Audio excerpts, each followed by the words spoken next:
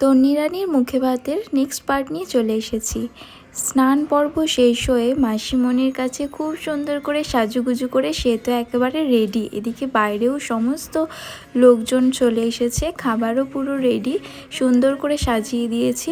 তারপর বড়রা এক এক করে আশীর্বাদ করে নিল। তবে কি জানো তো, এত বড় অনুষ্ঠান গেল, ও কিন্তু এক ফোঁটাও কাঁদেনি, খুব ভালো করে এনজয় করেছে সবার সাথে। এদিকে তো মুখে ভাতের পর্ব স্টার্ট হয়ে গেছে। নতুন খাবারের টেস্ট পেয়ে তার মুখের কি অবস্থা দেখো। আর এদিকে মাছের মাথাটা প্রায় খাবলে নেবে। এই নিয়মটা তো তোমরা সবাই জানো। ও কিন্তু সবার আগে অশোক স্তম্ভটাকে হাতে নিয়েছে, তারপর আবার একটা ফুলের মালা, মাথায় একটা মুকুট পরিয়ে দিলাম, যেগুলো যেগুলো নিয়ম থাকে আর কি।